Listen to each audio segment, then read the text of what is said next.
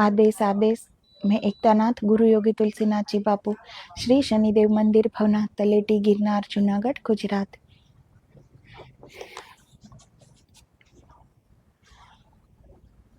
अष्टावक्र जी और जनकराज का ये संवाद, जिसमें जनकराज बहुत अच्छा उदाहरण दे रहे हैं कि जीवन हमें जैसे मिला है, ईश्वर ने हमें जैसा बनाया है, हम उसे सहजता से स्वीकार कर ले। हम अन्यथा बनने की चेष्टा करते हैं, हम जो नहीं है वो बनने की चेष्टा करते हैं, और इसीलिए सारे दुख से हम घिर जाते हैं। पूरा जीवन दुखों में हो जाता है, दुखमय हो जाता है। तो हमें जैसा जीवन मिला है, जैसा भी ईश्वर ने दिया है, उन्हें हम सहजता से स्वीकार ले तो द्वंद्व खत्म हो जाएंगे। लेकिन हम अपने आप पर इतना बोझ लिए हुए फिर रहे, यहाँ सब इतना बोझ लेके फिर रहे हैं, जैसे कि वो ना होते तो दुनिया होती ही नहीं, दुनिया चल ही उनके बलबूते पे है। इतना बोझ लेके चल रही है। तो एक अच्छा उदाहरण देते हैं कि एक सम्राट का रथ जा रहा है। सम्राट को एक भिखारी नजर में आता है। वो भिखारी अपनी एक पोटली लिए हुए चल रहा था। राजा ने उस भिखारी को कहा कि आओ रथ में बैठ जाओ। तो भिखारी सम्राट था, मना नहीं कर पाया, तो भिखारी रथ पे बैठ गया, लेकिन वो पोटली अपने सिर पर ही रखे बैठा हुआ था। सम्राट ने कहा कि भाई पोटली भी नीचे रख दो, क्यों बोझ उठा रहे हो? तो बोले नहीं महाराज, आपने मुझे रथ में बिठाया, ये क्या कम है कि अब मैं अपनी पोटली का बोझ भी इस रथ पे डालूं? तो अब वो पोटली अपने सिर पे रखे या नीचे रख दे, सारा बोझ तो रथ पर ही है ना।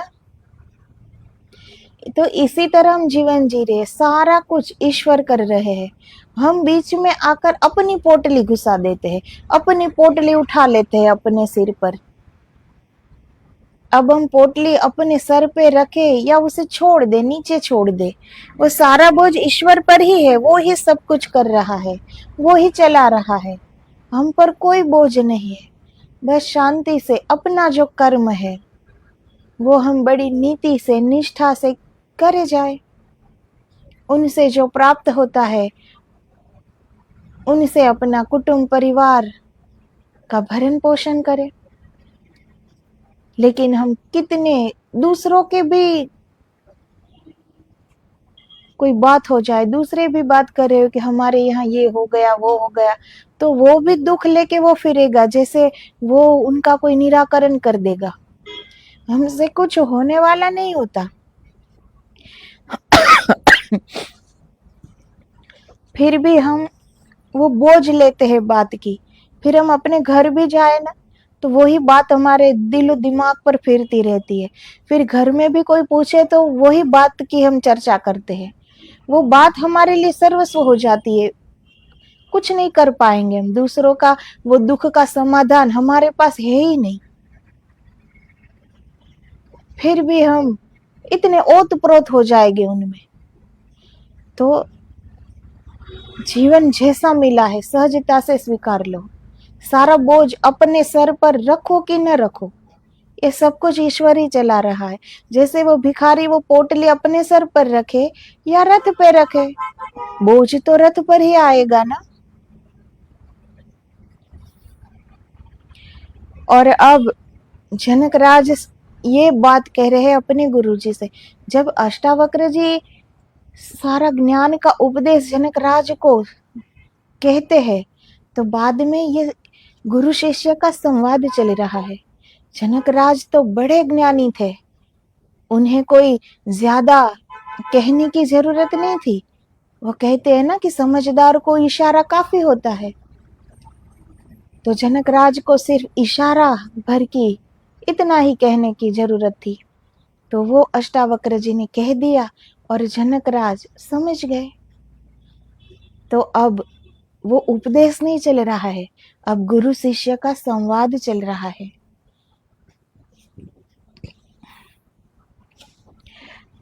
तो अब जनकराज उनके गुरु से ये कहते हैं कि मैं शुद्ध बोध हूँ, मुझसे अज्ञान के कारण उपाधि की कल्पना की गई है। इस प्रकार नित्य विचार करते हुए मैं निर्विकल्प में स्थित हूँ। संस्कृत में जो शब्द है विमर्श, उसका ठीक अर्थ विचार नहीं होता। अहम बोध मात्र है, मैं केवल बोध मात्र हूँ, होश मात्र हूँ। होश मेरा स्वभाव है, शेष सब स्वप्नवत है। मया अज्ञानात उपाधि कल्पितः, और शेष सब मेरी कल्पना के कारण पैदा हुआ है। एवं नित्यम विमर्शतः मम स्थिति निर्विकल्प है। और मेरा विमर्श, विचार और विमर्श, उन दोनों में बहुत तफावत है। तो ये अब जनकराज कह रहे हैं कि मैंने जब ये जाग कर देखा तो मैंने ये जान लिया कि जो भी मैं अभी तक सोचता रहा वो मेरी कल्पना थी, एक स्वप्न था, हकीकत नहीं था। लेकिन मैंने अपने आप को देखा, मैंने उस सत्य को पाया कि मैं एक बोध स्वरूप हूँ और कुछ भी नहीं हूँ। एक होश, सिर्फ वो होश जग जाए, अपने आप को हम देख ले, इतना ही पर्याप्त होता है। लेकिन जो हम जीवन में आकर जो हम विचार करते हैं, कल्पना करते हैं, सपने देखते हैं, और ऐसा ही हमारा जीवन बन जाता है। बिल्कुल जैसा हम सोचते हैं वैसा ही हमारा जीवन बन जाता है। तो विमर्श, बहुत प्यारा शब्द विमर्श। अब ये विमर्श क्या है? विमर्श वो विचार नहीं है। विमर्श शब्द समझने जैसा है। अंग्रेजी में एक शब्द है रिफ्लेक्शन, वह ठीक अर्थ है विमर्श का। विचार का तो अर्थ होता है तुम्हें पता नहीं और तुम सोचते हो, तुम कहते हो हम विचार करते हैं। जो विचार होता है उनमें तो हमें कुछ मालूम नहीं है, तभी तो हम विचार करते हैं ना। किसी बात का हमें पता ना हो तो हम विचार करते हैं कि भाई ये कैसे होगा, किस तरह से होगा, क्या इसका समाधान होगा, कैसे इनका हल होगा, हम विचार करते हैं। लेकिन विमर्श, वो जाना हुआ है, उसे सोचना नहीं होता। विमर्श का अर्थ है जैसे दर्पण में प्रतिबिंब बनता है। दर्पण सोचता थोड़े ही है कि जब तुम सामने आए तो सोचे, देखे कि कौन है, आदमी है कि औरत है, सुंदर है कि असुंदर, फिर वैसा ही रूप बता दे। न दर्शन दर्पण में सिर्फ प्रकट होता है, तुम्हारी छवि बन जाती है। रिफ्लेक्शन, विमर्श। तो विमर्श वो कोई विचार नहीं करता। जैसे दर्पण में हम सामने खड़े रह जाते तो दर्पण कोई विचार थोड़ी ना करता है कि ये औरत है कि ये पुरुष है, सुंदर है असुंदर है। लेकिन हम जैसे भी है वो तुरंत उसी पल दर्पण में हमें दिखाई दे पड़ता है। तो उन्हें कहते हैं विमर्श। और विचार का अर्थ तो हमें कुछ मालूम ही नहीं है, इसीलिए तो हम विचार करते हैं। इसीलिए तो संत सदगुरु कहते हैं कि निर्विचार हो जाओ। जितने हम विचार करते रहेंगे तो वो उन बात की साबिती है कि अभी कुछ भी पता नहीं, अभी तो हम सोच रहे हैं। लेकिन जनकराज विमर्श पर आ गए हैं। अब वो सोचते कुछ नहीं, वो निर्विचार हो गए। जैसे भी है, जैसे दर्पण में हम जैसे भी है उसी पल तुरंत हम दिख जाते हैं। वैसे ही हम जैसे भी है, जनकराज ने देख लिया कि हम कौन है, कहाँ से आए, अपने स्वरूप को देख लिया। जनकराज कहते हैं इस प्रकार नित्य विमर्श करते हुए, इस प्रकार नित्य क्षण क्षण इस शाश्वतता को देखते हुए, यह हृदय के दर्पण में बनते प्रतिबिंब को निहारते हुए मैं निर्विकल्प चित दशा में स्थित हूँ। तो जनकराज कोई विचार नहीं करते, वो इसी विमर्श के द्वारा, वो क्षण क्षण इस विमर्श में जी रहे। जैसे वो है उसे वैसे ही सहजता से स्वीकार कर लिया, देख लिया अपने आप को। अपने अस्तित्व को अब वो परमात्मा के अस्तित्व से अलग नहीं मानते। उसे पता चल गया कि मेरा कोई अस्तित्व नहीं है, मैं परमात्मा में जी रहा हूँ। और ये उनका विमर्श है, ये उनका कोई विचार नहीं है कि आगे फिर विचार करना पड़े कि मैंने जो सोचा वो सही है या गलत। हमें जब कुछ पता नहीं होता तो हम विचार करते हैं कि ये जो मैंने अभी सोचा वो सही है या गलत है, इससे आगे क्या। लेकिन जनकराज ने तो झांक कर देखा, वो विचार में नहीं है, वो विमर्श में आ गए। इसीलिए वो निर्विकल्प चित्त दशा में एक स्थिति आती है, निर्विकल्प, निर्विचार, कोई विकल्प, कोई सोच नहीं, कुछ भी नहीं, बिल्कुल शून्य, बिल्कुल तरंगे उठ ही नहीं रही है। अब मन और बुद्धि हो तो तरंगे उठे ना। उन्होंने अपना शुद्ध रूप देख लिया कि मैं एक शुद्ध बोध हूँ। तो अब शरीर के साथ शरीर का भाव मिटते ही मन बुद्धि इंद्रिय सब कुछ चला गया। तो फिर अब कुछ बचा तो नहीं कि वो देखे। उन्होंने अपने आप को देख लिया, अब क्या सोचे। शुद्ध बोध हूँ, जो हुआ सब मेरी कल्पना से हुआ, जो हुआ सब मेरी कल्पना का खेल है। कल्पना मनुष्य की शक्ति है। पूरब के शास्त्र कहते हैं कल्पना परमात्मा की शक्ति है। कल्पना का ही दूसरा नाम माया। माया अर्थात परमात्मा ने कल्पना की है। परमात्मा की ही कल्पना का परिणाम है यह विराट विश्व। और आदमी जो कल्पना करता है उसका परिणाम है हम सब की छोटी छोटी दुनियाएं। हर आदमी अपनी अपनी दुनिया में रहता है, अपनी अपनी दुनिया में बंद। तो कल्पना, जैसे हम सोचते हैं, जैसे हम कल्पना करते हैं, कल्पना में बहुत शक्ति होती है। ये परमात्मा की कल्पना ही है। उन्होंने कल्पना की कि मैं सृष्टि बनाऊं, और उन्होंने ये सृष्टि अपने कल्पना के द्वारा बनाई। और हमारे मनुष्यों की कल्पना, ये विराट विश्व, वो परमात्मा की कल्पना है। और हम मनुष्यों की कल्पना है हमारे अंदर। तो हम अपनी कल्पनाओं से अपनी छोटी छोटी दुनिया बना ली है, और उसी दुनिया में सब कैद है, सब बंद है। अपनी अपनी दुनिया सबके पास है। हमें सिर्फ लगता है कि ये दुनिया एक है, लेकिन यहाँ सबकी अलग दुनिया है। जितने भी लोग हैं सबकी अपनी अपनी दुनिया है, अपनी अपनी सोच है, अपनी अपनी कल्पनाएं हैं।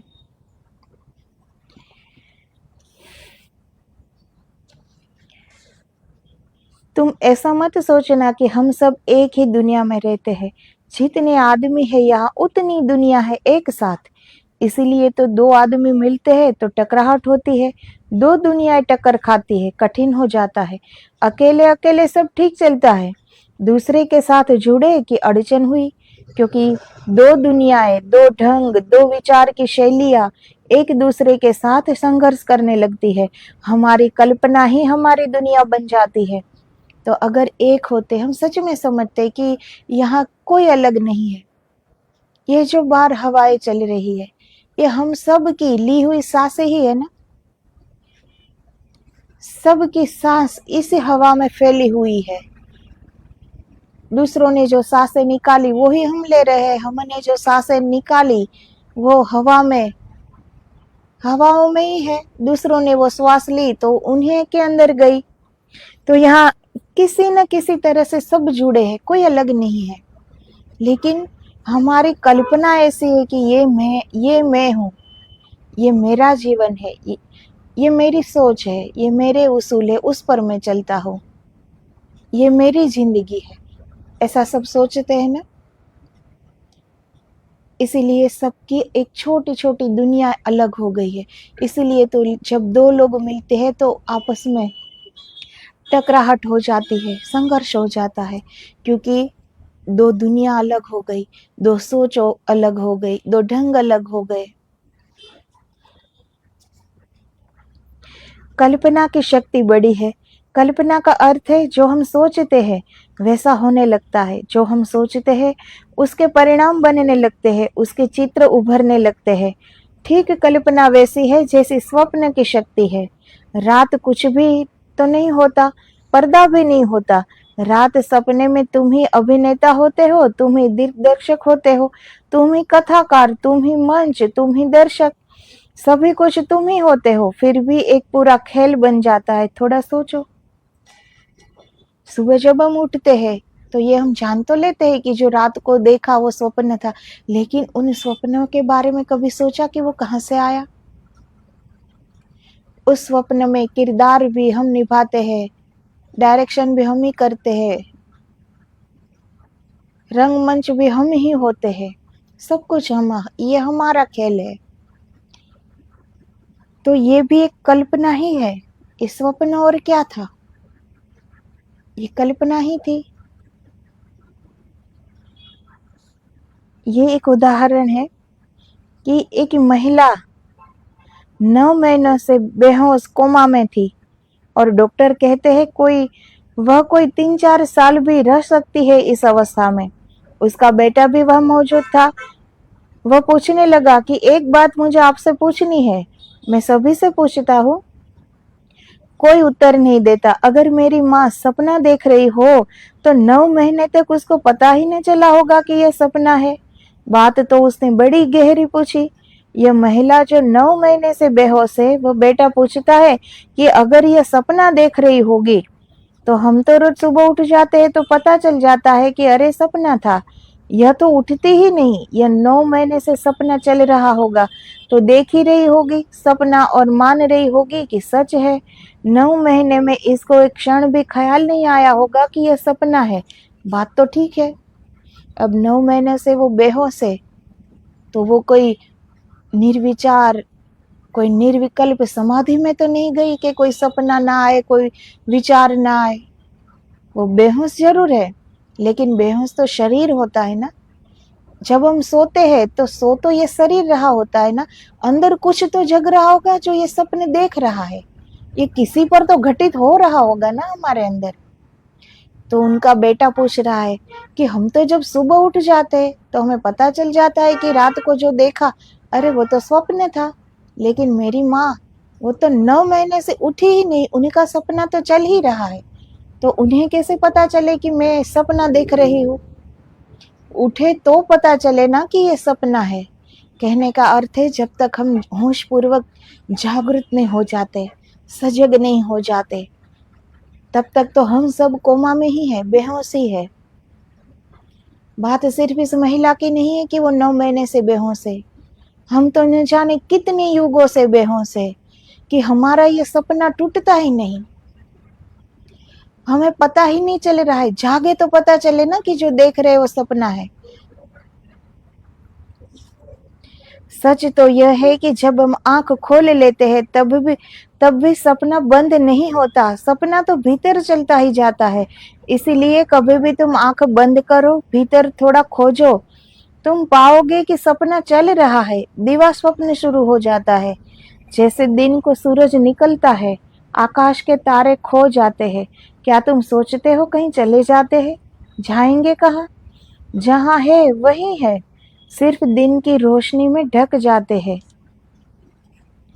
अब एक एक तारा वह हमारी कल्पना से परे है, इतने बड़े हैं। अब वो सारे तारे कहीं चले तो नहीं जाते, वो तो वहीं के वही है ना। लेकिन जब दिन हो जाता है तो वो सूरज की रोशनी से ढक जाते हैं सारे तारे। इनका मतलब ये तो नहीं कि आसमान में अब तारे है नहीं, वो तो है ही।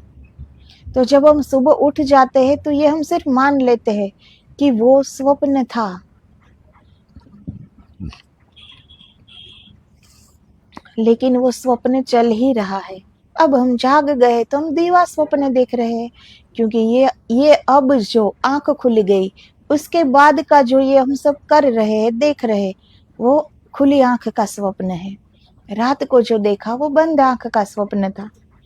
भेद कोई नहीं है तो दोनों ही स्वप्न। आंख बंद करके देखो या खुली आंख से देखो, है तो स्वप्न ही। जब तक हम सच में जाग नहीं जाते और अपने को नहीं देख लेते, उस परम सत्य को पा नहीं लेते, तब तक तो हम सारे स्वप्न में ही है। तब तक तो हम सारे बेहोशी में ही जी रहे हैं। अगर होश पूर्वक जिया होता एक पल भी, एक पल भी पर्याप्त होता है होश पूर्वक जीने का। कितने जन्म लिए होंगे हमने जब से ये सृष्टि बनी है। आत्मा का तो कोई नाश है नहीं। इस आत्मा ने इस शरीर का वस्त्र न जाने कितनी बार धारण किया होगा, पता भी नहीं है हमें। और तब से हम स्वप्न में ही है, तब से हम बेहोशी में ही है। अगर जाग गए होते तो आए ही ना होते ना।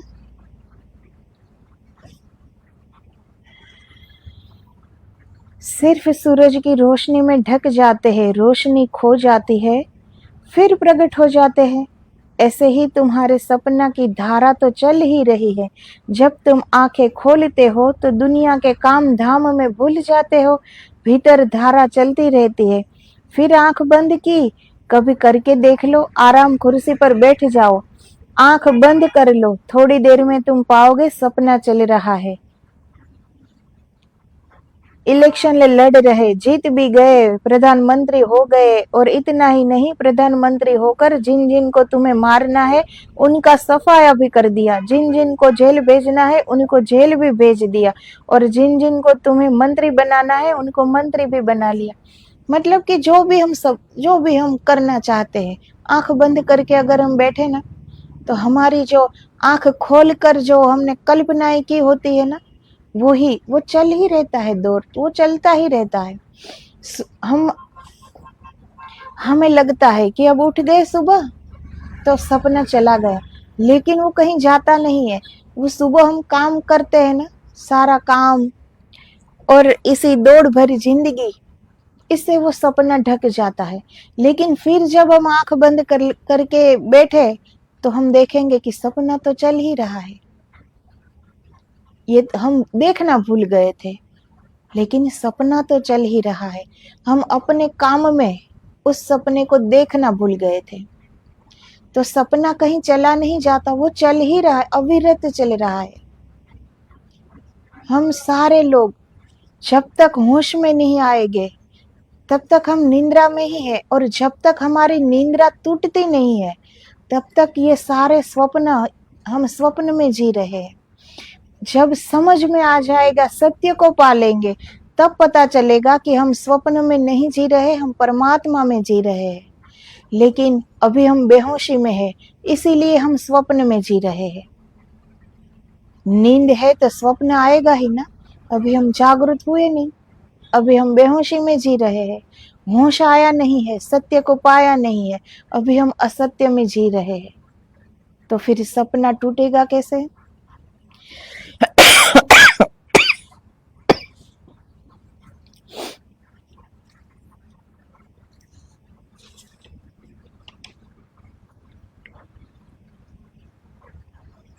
तो जिंदगी की यही बात समझनी है हम सबको, कि ईश्वर ने हमें जैसा भी बनाया है हम वैसा अपने आप को स्वीकार कर ले। जब जैसा अंदर से कोई संदेश मिला, सबको मिलता है। हमारा जो चैतन्य है हर पल हमें एक दिव्य संदेश देता है, लेकिन हम सुन नहीं पाते। हमारे कान भरे पड़े बाहर एक आवाजें सुनने से। कोई दूसरा हो, बहुत धीरे से बोला हो, तब भी हम सुन लेते हैं। क्यों? ऐसा लगता है हमारी बात तो नहीं करता होगा, इतने धीरे बोलने की क्या जरूरत थी भला। शक पैदा हो जाता है तुरंत, और हम सुन लेते हैं। इतनी धीमे कही हुई बात भी हम सुन लेते हैं और उन पे शक भी कर लेते हैं। सब कुछ कर सकते हैं हम, लेकिन हम अपने ही चैतन्य की आवाज नहीं सुन पाते, जो हर पल हमें आवाज दे रही है, पुकार रही है हमें कि वापस आ जाओ, वापस आ जाओ, बाहर इतना मत भटको, अब वापस आ जाओ। वो हर पल पुकारती है, वो हर पल एक मार्ग दिखाती है, लेकिन हम वो सुनते नहीं और अपना कल्पना के मार्ग पर चल दिए हैं। अपने सोच, अपनी एक दुनिया सबने अलग जो बना ली है, सबने अपनी अपनी दुनिया अलग बना ली है। मैं ये बनूंगा, मैं वो करूंगा, अभी इतना चाहिए, अभी पर्याप्त नहीं है। अभी इतना करना है, उनसे भी आगे बढ़ जाना है। कितना हम सोच लेते हैं और उसी सोच पर हम चलने लगते हैं और वो ही हमारा जीवन बन जाता है। लेकिन जीवन वो नहीं है। जीवन का नाम है होश। जीवन का नाम कतई बेहोशी नहीं है।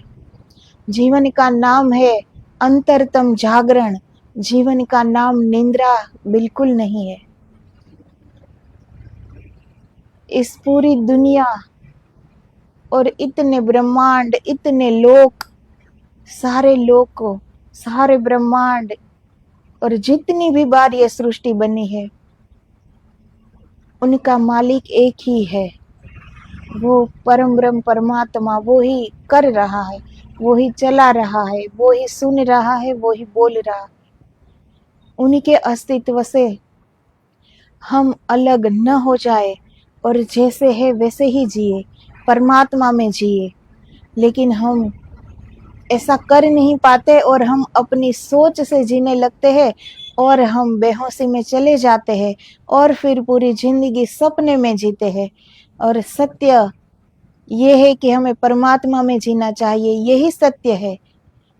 सब यहाँ परमात्मा में जीते हैं लेकिन पता नहीं चलता। जैसे नींद में कुछ पता नहीं चलता ना, तभी जब हम सपना देख रहे हैं वही हमें सत्य लगने लगता है कि यही सत्य है। स्वप्न जब देख रहे होते हैं तब हमें मालूम थोड़ी होता है कि हम सो रहे हैं और ये स्वप्न है, तब तो ये सत्य ही लगता है ना। ऐसे ही जब तक हम पूर्ण सत्य को पा नहीं लेंगे तब तक हमें ये बाहरिक सुख, ये बाहरिक भटकाव, हमारी सोच, हमारी कल्पना, परिकल्पना, वो ही हमें सब कुछ सत्य लगेगी क्योंकि हम सो रहे हैं। ये सब सपना है, स्वप्न में सब सत्य दिख रहा है, लेकिन स्वप्न कदापि सत्य नहीं हो सकता, वो स्वप्न है। तो हम सब जागने की कोशिश करें। बहुत सो लिए, बहुत सो लिए। अभी कलयुग का ये प्रथम चरण है। हम जब पूजा करते, कोई हवन करते हैं, आगे जब हम संकल्प करते तो बोलते हैं ना, कलयुगे प्रथम चरण है। तो अभी तो ये प्रथम चरण है। थोड़ी देर बैठकर सोचो कि इस युग का ये समय ऐसा चल रहा है तो इनका दूसरा चरण कैसा होगा, तीसरा चरण कैसा होगा, चौथा चरण कैसा होगा। तो कोशिश करें कि होश में जिए हम। ये सपने को टूट जाने दो, निंद्रा को टूट जाने दो, ज्ञान के प्रकाश को बहने दो, आने दो और अपने आप को परमात्मा में हम जी रहे हैं। यही सत्य बात है जो सिर्फ सुनने से या समझने से नहीं हो सकता। ये बात जागने से पता चलती है। ये अनुभूति का विषय है, ये कोई सुनने का, पढ़ने का विषय नहीं है, ये अनुभूति का विषय है। अपने आप को पालो, सब कुछ पालोगे। बाहर कितना भी पाएंगे, कितना भी, सब कुछ यहीं छोड़कर चला जाना होगा ना। कुछ तो साथ नहीं आता, फिर जन्म होगा, फिर सब पाते हैं। पाने के लिए पीछे पड़ जाते हैं, हम पूरी जिंदगी गवा देते हैं, सब कुछ इकट्ठा कर लेते हैं, फिर मृत्यु हो जाती है, सब कुछ यहाँ धरा के धरा रह जाता है, फिर जन्म होता है, फिर हम इस भौतिकता के पीछे दौड़ते हैं, फिर सब जमा करते हैं, फिर मृत्यु हो जाती है। कब तक ऐसा चलता रहेगा? कब तक इस स्वप्न के पीछे हम भागते रहेंगे? तो जब समझ में आए तो इस निंद्रा से उठ जाना चाहिए ना। तो पता चल जाएगा कि ये स्वप्न है। तो सत्य के पाने की प्यास जगाओ। जब तक वो प्यास नहीं जगती, जब तक ये तड़प नहीं उठती अंदर से, हम नींद से जागने की चेष्टा नहीं करेंगे। जैसे हम सो जाते तो ऐसे कितने ही लोग होते हैं कि सुबह हो जाती है, कितनी बार उठाना पड़ता है, वो नींद से भी नहीं उठ पाते अपने आप। तो फिर ऐसे तो कैसे वो सजगता से जिएंगे? वो जो एक रात की नींद है उनसे भी अपने आप नहीं उठ सकते, उनको भी जगाने की जरूरत पड़ती है। जो अभी रात को ही सोए हैं उनको भी सुबह उठाना पड़ता है। तो न जाने हम तो कितनी सदियों से सोए हुए हैं। तो अब तो हम जाग जाए, अपने आप जाग जाए। सारा कुछ हमारे पास है, सारे ग्रंथ, और उनमें इस सत्य को पाने का मार्ग है। कभी तो हम चलने की तैयारी करें, कभी तो बाहर भटकने का बंद करें और अपने भीतर की यात्रा शुरू करें। कभी तो समझने की हम शुरुआत करें कि सत्य क्या है और स्वप्न क्या है। कभी तो हम ये समझे कि अभी कितने और जन्म चाहिए हमें समझने के लिए। तो जब समझ में आए उसी पल से जीवन को सहजता से स्वीकारो। ये जीवन बहुत अमूल्य है, ऐसे ही मत गवाओ। इस जीवन की कीमत जब पता चलेगी ना, तब हाथ में कुछ नहीं बचेगा।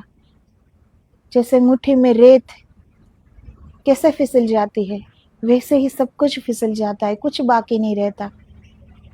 तो समय रहते ही जो हम जाग जाए, इस स्वप्न से बाहर निकल जाए और सत्य को पा जाए,